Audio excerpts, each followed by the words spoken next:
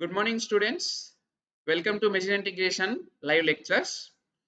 In this lecture, we'll discuss Fatou's lemma and monotone convergence theorem. Okay. So basically, these results are about if we have measurable functions fn's. Okay. Then what can you say about integration of fn? Whether they converges to integration of f whenever fn converges to f. So this is the question. So in general, it is not true. Okay, under some conditions, it will be true. Okay, one such convergence we already seen, bounded convergence theorem. So this Fatou's lemma and monotone convergence theorem, they are also related some convergence, some type of convergence. Okay, so we'll see first what is meant by Fatou's lemma.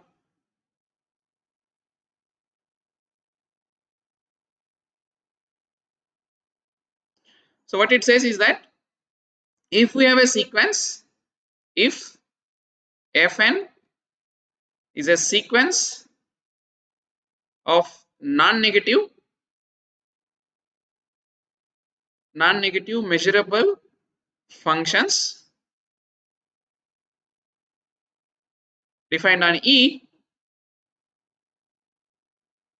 then uh, such that fn of x converges to f of x almost everywhere. Okay, then the integral of f over E is less than or equal to this limit of integration of fn over E. Okay, this limit you can also write as lower limit, right? So this you can also write as lower limit of integration of fn. Is statement clear? What statement says that if we have a sequence of non-negative measurable functions converging to f, okay, almost everywhere, then integration of f over E is less than or equal to lim of integration of fn of E. Okay, so this some textbooks here instead of f they will write lim of fn. Without using f, they will write only with the help of fn's. That is also true. Okay, fine. How will prove this one? So there is no condition here. With no condition is there for sequence of non-negative measurable functions, then integration of lim inf is less than or equal to lim inf of integration, because your f is limit of fn's. That limit of fn you can write as lower limit as well as upper limit, right? Is this clear? So if you want to understand integration of E in place of f, you can write as lim inf of fn is less than or equal to lim inf of integration of fn. Is that clear? Because your fn's converges to f of x. That means limit of fn is equal to f of x. So whenever limit is equal to f of x, its lower limit and upper limit. That means lim inf, lim sup all are equal. Is this clear? Huh? So here integration and limit are commuting with this less than or equal to symbol. Are you following? Is statement clear? Yes or no? Yes, sir. Yes, sir. Okay. Now how we will prove that? Because this fnx converges to f of x almost everywhere. So without loss of generality, we can assume that actually this fnx converges to fx on entire E. Why? Since this fn of x converges to f of x almost everywhere. Okay, by definition, what is meant by saying almost everywhere? There exists, say call it E prime subset of E with measure of E prime is 0. Okay, such that this fn of x converges to f of x, okay, for all x belongs to E minus E prime. Is this clear? That is the definition of almost everywhere convergence. Is this clear? Okay, now We have seen already in last class, whenever measure of E prime is 0, then integration of f over E, you can write this as integration of f over E prime, right? Because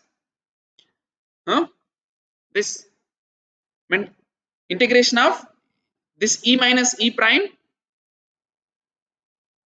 this is nothing but E minus E prime, right?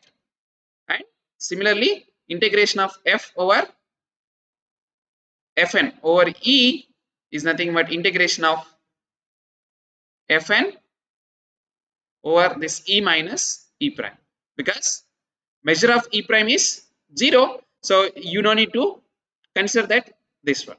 Is this clear? Any problem? No, sir. Any problem?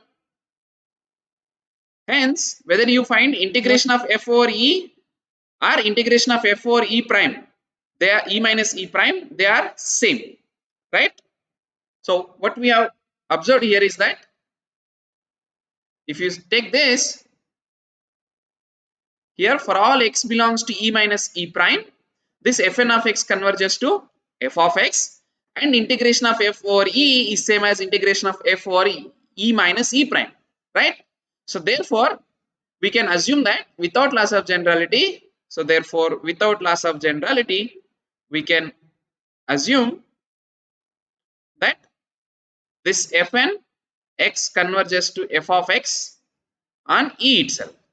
Even though it is almost everywhere, the result is not going to change here, because we want to find integration of f over E, but integration of f over E is same as integration of f over E minus E prime, where on E minus E prime this converges everywhere. Is this clear? Huh? That means everywhere, instead of using E minus E prime, simply use E only. That is the only thing. Okay, fine. Now we want to find integration of f over E where f is non-negative. So for that, how definition is defined? Definition is defined over all bounded functions with finite support less than or equal to that f. Okay, so let h be a bounded measurable function with finite support, okay, such that h is of course non-negative, because f are also non-negative, less than or equal to f. So consider this, right? Then we will see what is integration of h over E, whether is it less than or equal to integration of f over E. Okay. Now using this h, because it is a finite support, right? Let E naught, you denote this set E naught as x such that h of x is not equal to 0. That is the support of h. By definition, what is meant by support? All points where that function is non-zero. Then because your h is of finite support, therefore measure of E naught is finite, okay, and of course h is equal to 0 on E minus E naught, right? Any problem? Is this clear? Yesterday also we have seen several times that bounded function with finite support means there is some E naught with measure of E naught is finite, and outside that E naught that function is 0, okay, and h is equal to 0 on E minus E naught, okay, fine. Now define for n greater than or equal to 1, define this hn of x new functions as minimum of this h of x and given fn of x. That means hn of x less than or equal to h of x, also hn of x less than or equal to fn of x. Now since h is bounded, since h is bounded, okay, what you will get here is that this mod hn of x less than or equal to mod h of x. So suppose say this is less than or equal to m, because it is bounded, so you can call it m. That means mod h of x is less than or equal to m. So this implies this mod hn of x is also less than or equal to m for every n and for every x. So that means they are uniformly bounded. These Hn of x are uniformly bounded. Now whether Hns are measurable or not. Hmm? How Hns are defined? Minimum of two functions. We know that Fns they are measurable and H is also measurable. Therefore, also Hns are Hn of x is measurable. So we have measurable and they are uniformly bounded. What can you say about limit of Hn of x? Huh? Limit of Hn of x as n tending to infinity. This is nothing but minimum of h of x, then limit fn of x as n tending to infinity. Right? But we know that fn of x converges to f of x. So therefore, this is same as minimum of h of x comma f of x. But your h is less than or equal to f. Right? Your h is less than or equal to f. So therefore, minimum of h of x and f of x is h of x. Right? So we got what? Therefore, hns are measurable functions converging to h of x and they are uniformly bounded. So therefore, by bounded convergence theorem, what we have proved in this lecture, can you see this one? What is this statement? That if fn is a sequence of measurable functions and suppose there exists some m such that mod fn of x less than or equal to m, and if fn of x converges to f of x, then integration of f over e is equal to limit of integration of fn over e. Right? So this result now we can apply for this hns. Yes or no? This hns satisfy this condition.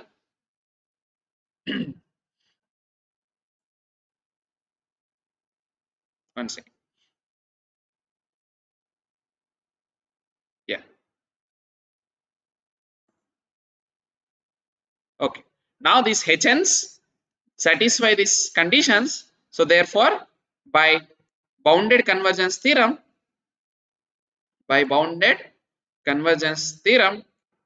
applied to the sequence hn, applied to hn of x, we get integration of h over e. This is we have applied on, because we have applied everything on e minus e naught, right? Because h is equal to 0 and e minus e naught. So what we have applied is on e naught, right? So integration of h over e naught is nothing but limit integration of hn over e naught. Yes or no? Because our e naught, measure of e naught is finite and all these things happened on e naught. So therefore, what we know? Because this fn of x converges to f of x on e naught. By bounded convergence theorem, integration of h over e naught is limit integration of hn over e naught. Is this clear? Any problem? Huh? No, sir. No, sir. But because on e minus e naught h is 0, similarly hns are also 0. So here you can write and hns equal to 0 on e minus e naught. Why? Because your hns are nothing but minimum of h of x. So h of x is 0 on e minus e naught. So therefore hn of x is also 0 on e minus e naught. Okay. This implies integration of h over e is same as limit of integration of hn over e. Right? Because on e minus e naught the integration is 0. Because that function itself is 0. Right? Now we will try to get relation between this integration of hns and integration of fns. How hns are defined is minimum of h of x and fn of x. Okay, as hn of x, because it's minimum less than or equal to fn of x for all n, right? For all n and for all x. Okay, and hns are, remember these hns are bounded. Okay, so they are bounded functions less than or equal to fn's, and they are also greater than or equal to 0 because h and f both are greater than or equal to 0. So you can write like this: by definition of integral of Fn, what we will get? We get integration of Hn is less than or equal to integration of Fn. Is this clear? Why? Because integration of Fn is supremum of all such integrations. Yes or no? Hmm? Integration of f for a non-negative function, how it is defined, is supremum of integration of all h, where h is bounded with finite support less than or equal to fn. So you get here this. Okay, this implies if you get lower limit lim inf of integration of hn, okay, as n tend into infinity is also less than or equal to lim inf of integration of fn over e as n tending to infinity. So we may ask why we cannot take limit here. Okay, but because integration of limit of hn is equal to integration of h, so that means limit of integration hn exists. So lower limit and upper limit is same, right? So therefore this is actually same as limit of integration of hn is less than or equal to lim inf of integration of fn over e, right? But this limit of hn is same as integration of h over e is less than or equal to lim inf of integration of fn over e. Is this clear? Yes or no? Up to here any problem? Please ask. Huh? Any problem? No, sir. So you may ask, if integration of hn less than or equal to integration of fn, why we are not applying directly limit here? Because limit of integration hn is defined, which is equal to integration of h, but limit of integration of fn, we don't know whether it is integration of f or not. Is this clear? Okay, so for that what you can do is, for anything lower limit and upper limit always exist. Limit may not exist, but lower limit and upper limit always exist. So we have applied lower limit for this. Is this clear? Now what is here, this is true for all h less than or equal to f. So in particular if you take supremum, okay, this is also less than or equal to lim inf of integration of fn over, okay. But what is the definition? This left hand side, supremum of all h less than or equal to f is nothing but integration of f over e is less than or equal to lim inf of integration of fn over e. So that is the proof of Fatou's lemma. Any problem? Huh? So No, sir. what we have did is by taking a bounded measurable function h less than or equal to f, we have defined hn of x using h of x and fn of x.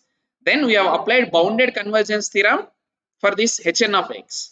Okay, and using the fact that hn of x is less than or equal to fn of x, by taking integration then taking lower limit, we get this result, right?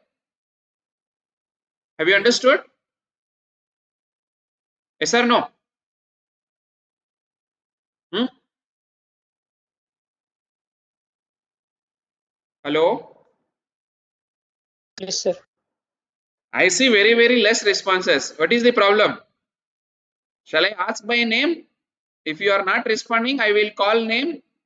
If you are not responding, I will mark you as absent. I think that you are not following. Huh?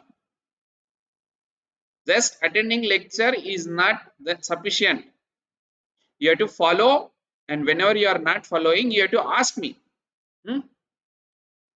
So using this Fatou's lemma, now if we put some condition on this fn's, okay, we have taken fn's are non-negative measurable functions. So if we put some condition, then we can guarantee that this integration of fn converges to integration of f.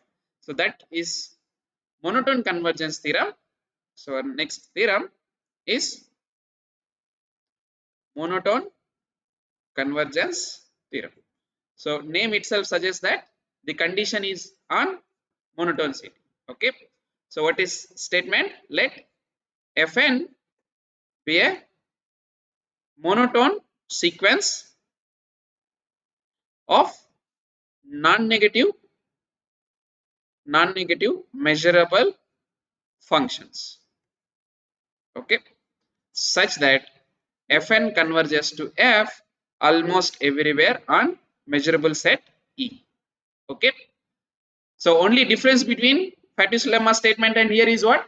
We have taken extra condition that they are monotone.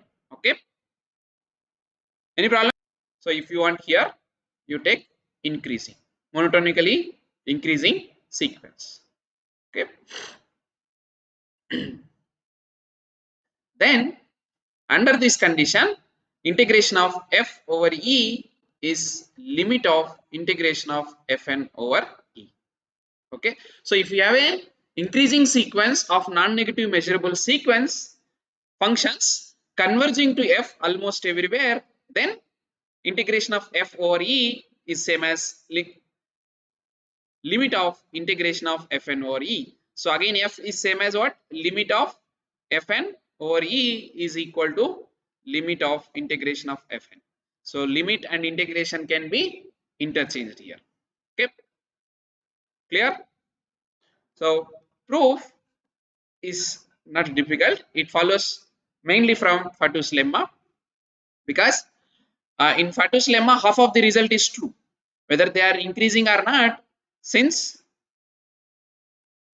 Fn converges to F almost everywhere on E. Okay, by Fatou's lemma, what we get? Huh?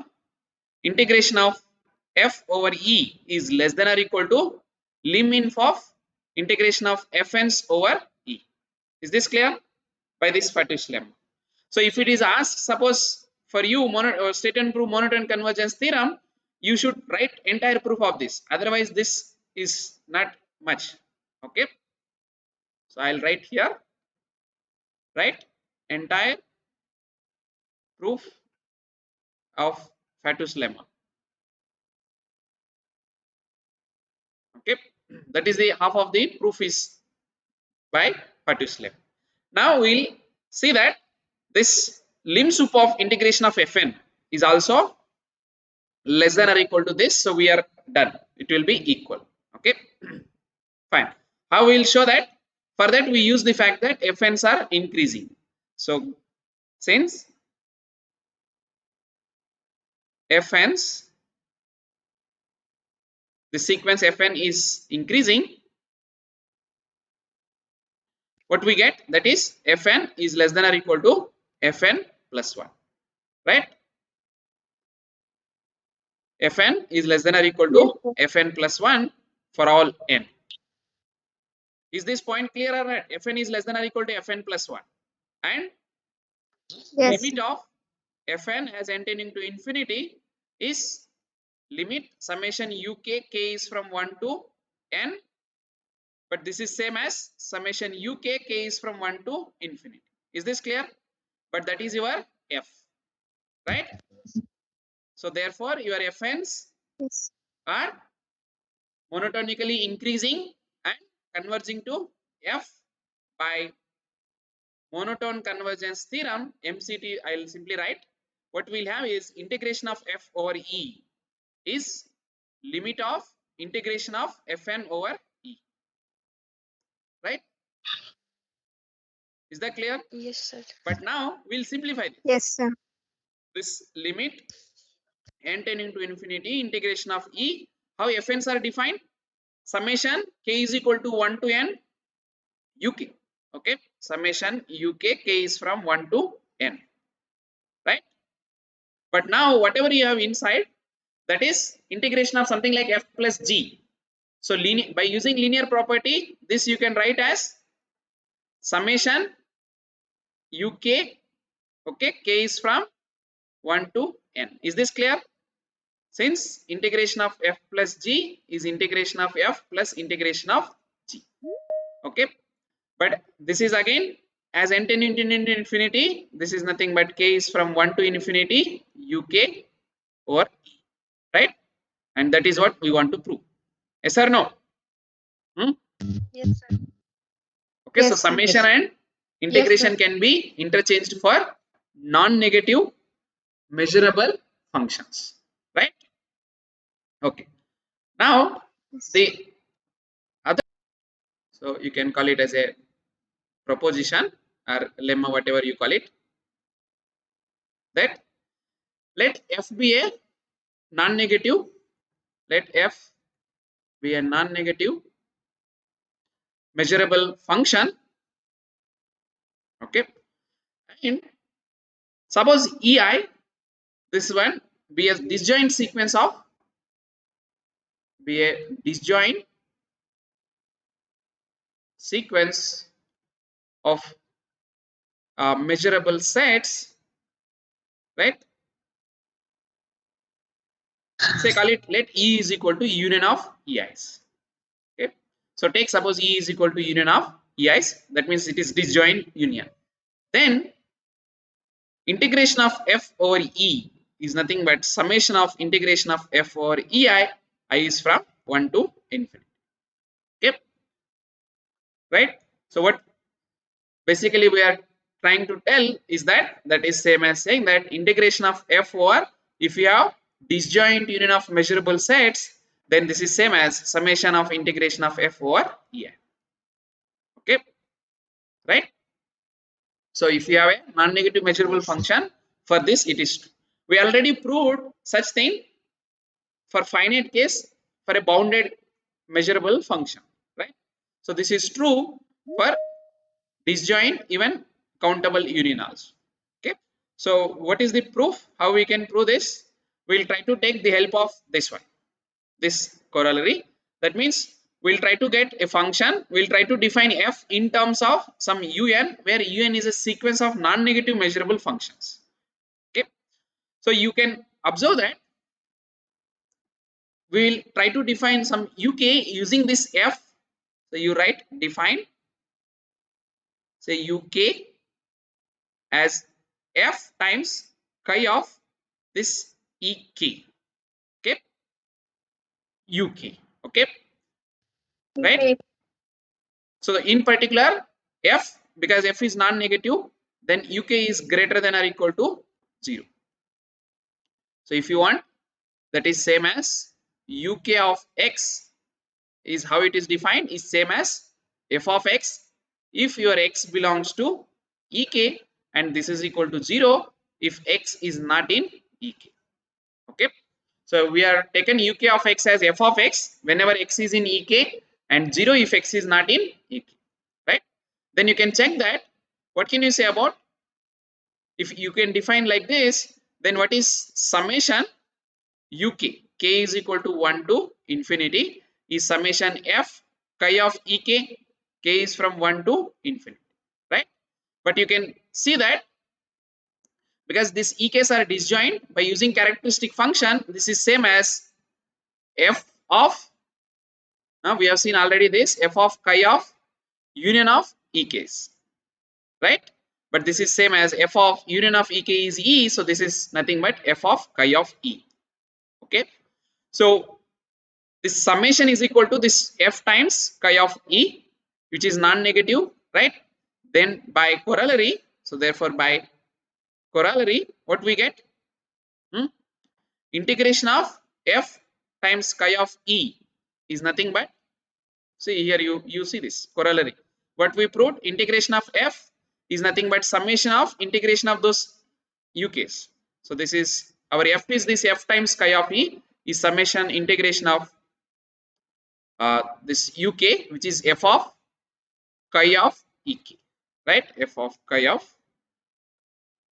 ek, k is from 1 to infinity. Is this clear?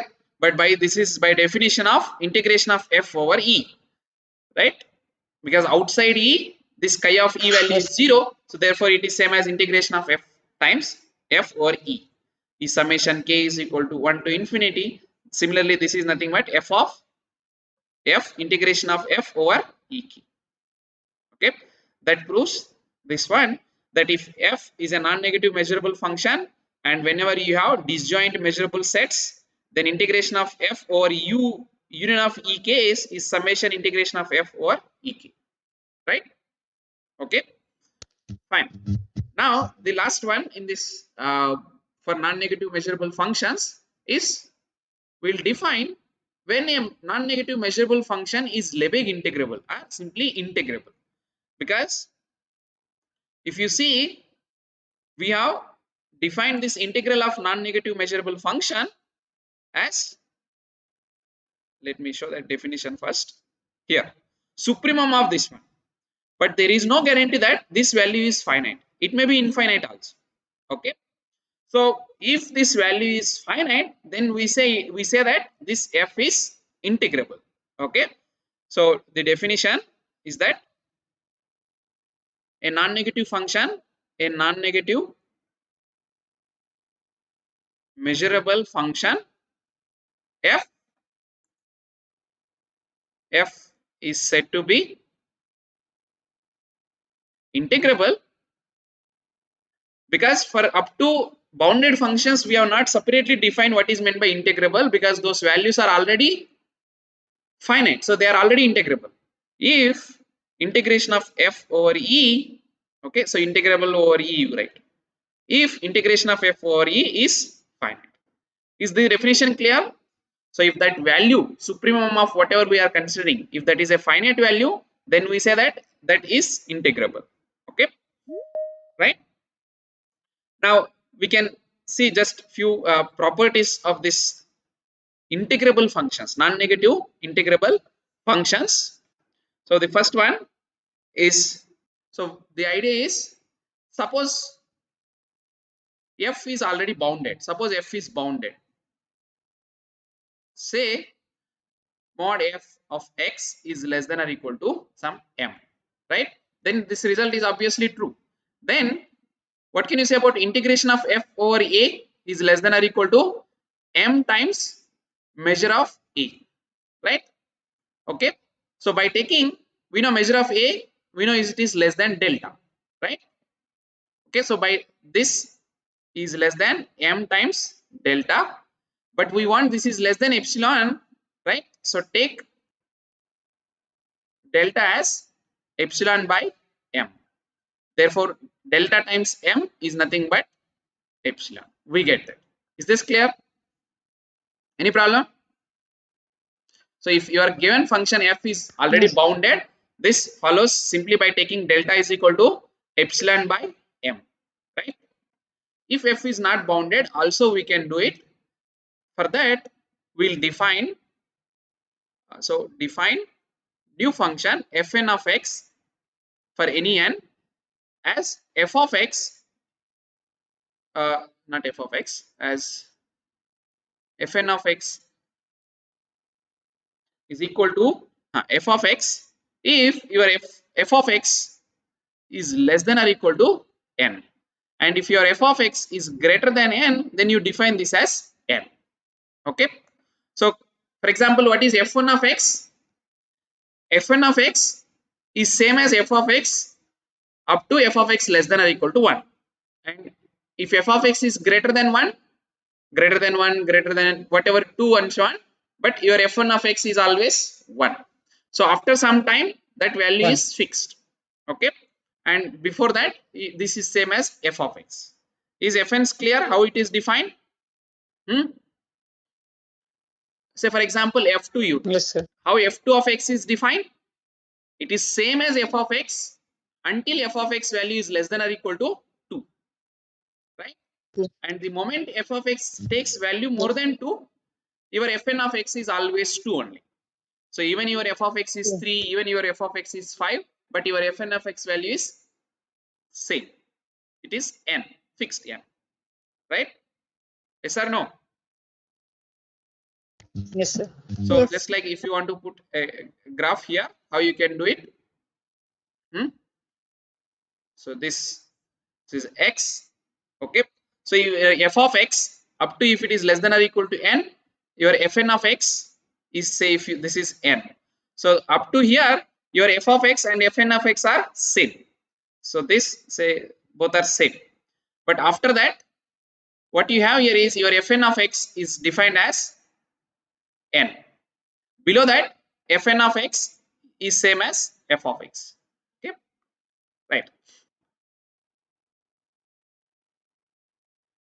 Now you can check that this fn's we will apply for monotone convergence theorem. So for that we require this fn should be, of course they are measurable because f is measurable, right? And we show that these fn's are increasing. Okay, so we'll show that claim is that this fn's, the sequence is increasing.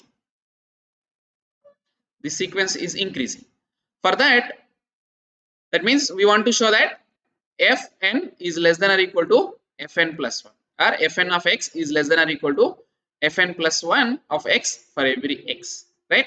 So how we do, because your fn's are defined based on the value of f of x, the case one is, suppose your f of x is greater than n plus 1, because your f of x may be greater than n plus 1, less than n plus 1, less than or equal to n, anything, right? So take first, suppose f of x is greater than n plus 1. Under this case, then obviously f of x is also greater than n, because n plus 1 is greater than n. Is this clear? So tell me, in this case, what is your fn plus 1 of Yes, sir. x and what is fn of x value? How fn of x is defined? Is same as f of x if f of x is less than or equal to n, and whenever it is greater than that n suffix, then that value is n. So what is fn plus 1 of x? Because your f of x is greater than n plus 1, so fn plus 1 of x is same as n plus 1. Yes or no? Huh? Yes, sir. Similarly, your f of x is Yes, sir. greater than n, so therefore fn of x is same as n, right? So in this case, Yes, sir. fn plus 1 of x is strictly greater than fn of x whenever f of x is greater than n plus 1. Now second case is that it may happen that f of x may be less than or equal to n plus 1 but strictly less than n, right? Now in this case, tell me what is fn plus 1 of x and what is fn of x? Because your f of x is less than or equal to n plus 1, f of x is less than or equal to n plus 1, so therefore fn plus 1 of x is same as f of x. Yes or no? This is same as Yes, f sir. of x, and f of x is strictly greater than n, strictly greater than n, so therefore what is fn of x? Is n only, right? N. Any problem? If your f of x No. is strictly No. greater than n and less than or equal to n plus 1, then fn plus 1 of x is same as f of x because of this one. Okay, and fn of x is equal to n because of this condition. Are you following? Right? So in this case also, fn plus 1 of x, which is equal to f of x, but f of x is strictly f of x is strictly bigger than n, and that is nothing but fn of x. So fn plus 1 of x is strictly greater than fn of x. Now the third option is, suppose your f of x is less than or equal to n. This is the only possibility, right?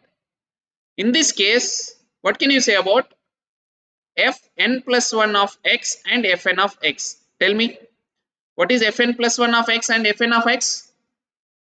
Whenever f of x is less F than of or equal X. to n, then fn of x value is what? Is same as f of x. F of X. Okay, so this is f of x. What is fn plus 1 of x? Because it is less than or equal to n, so obviously it is also less than or equal to n It plus is. 1. Yes or no? Yes, sir. Because n is less than n plus 1.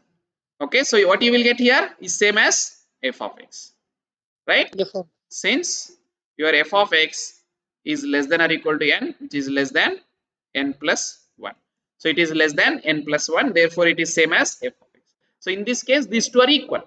Okay, but in any case, okay, hence in all cases, what we have observed is that fn is less than fn plus 1 for all n, right? That shows that this implies fn is increasing sequence of and of course fn's, because f is non-negative, so fn's are also greater than or equal to 0. This is not at all a problem. So this, they are non-negative and increasing sequence of measurable functions, right? Yes or no? Yes, sir. Now as n tending Yes. to infinity, what is f of limit fn of x? Can somebody tell what is limit fn of x? That means as n tending to infinity, your f of x is always less than or equal to infinity here, right? Here you Yes, take sir. this one. Yes, sir. So as n tending to infinity, this condition is always satisfied, right? So this condition is Yes. always satisfied. So therefore fn of x is same as f of x. Okay. So that means also limit fn of x as n tending to infinity is same as f of x, right? Since f of x is less than or equal to infinity, implies your fn of x is same as f of x. Okay. Yes or no? Yes, sir. See, first f1 is same up to 1 is same as f, and f2 is same as f up to 2, and f3 is same as f up to 3, and so on. So suppose f100 is equal to f up to value less than or equal to 100. Yes or no? So if you increase n, then fn's are very close to f. So that's why fn converges to f. Therefore by monotone convergence theorem, what we get? Integration of f is same as limit of integration of fn's. Is this clear? Yes or no? Yes, sir. Right?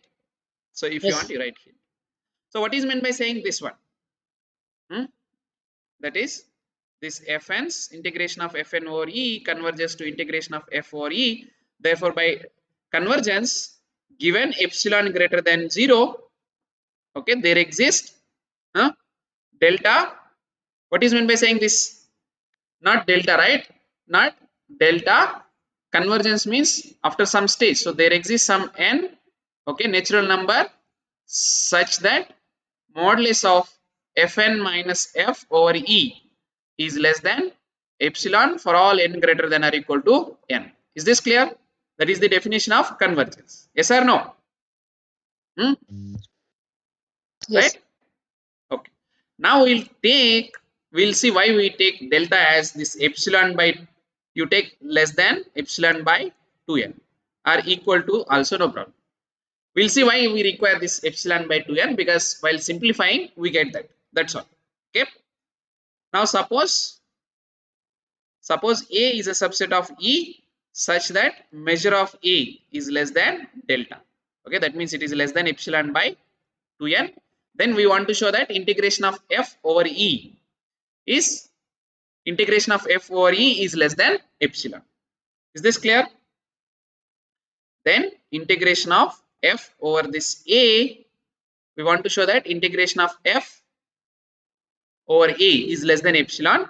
So this you can calculate, you can write this as integration of f minus, you take this particular n and take that fn, f minus fn plus fn, right? Win. And then using linear property, this is same as integration of f minus fn over a plus integration of fn over a, right? And a, this is nothing but, now Epsilon by this is less than integration of f minus fn, okay, is over e, because a is subset of a is subset of e, and plus integration of fn over a. What can you say about this one? How these fn's are defined?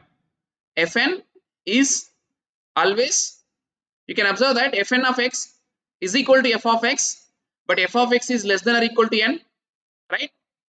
And fn of x equal to n if Yes. f of x is greater than n. So what you can observe here is that, just a second, where is,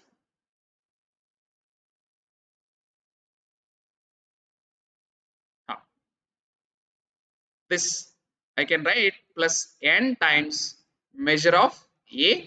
What is the reason? Since your fn of x is always less than or equal to n. See, f1 takes same as value f when f of x is less than or equal to 1, and if it is greater than 1, your f1 is always 1. Maximum value for f2 is 2.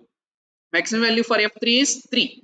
Similarly, fn of x is always less than or equal to n. So in particular, f capital N, f this one. But integration of f minus fn over e, what we know? This is less than epsilon. Is this clear? For all n greater than or equal to n. So in particular, for n is equal to n, this is true. That means this one is less than epsilon, right? Yes or no? Yes, sir. Any problem? What we'll do is we will make it both. So here we'll write first at present epsilon, then plus n times measure of a. We know measure of a is less than delta. Measure of a is less than delta or not? But it is less than. That's why we have taken it should be less than epsilon by 2n. So this is epsilon by 2n. So n will get cancelled. You will get epsilon by 2. So here also if you have epsilon by 2, so you can write this one. It is not a problem, right? For any positive real number, this is true. So what you will have here is epsilon by 2. This is same as epsilon by 2 plus epsilon by 2, which is equal to epsilon, right? So we have proved that, therefore integration of f over a is less than epsilon for all a subset of e with measure of a is less than delta, right? So these are all the properties of non-negative measurable functions or integrable functions. Okay, right? Fine. We'll stop here, and in next class we'll define lemma integral of any general measurable function. Not necessarily it is bounded, not necessarily it is greater than or equal to 0, and so on. Okay, so that is our next step. We'll stop here.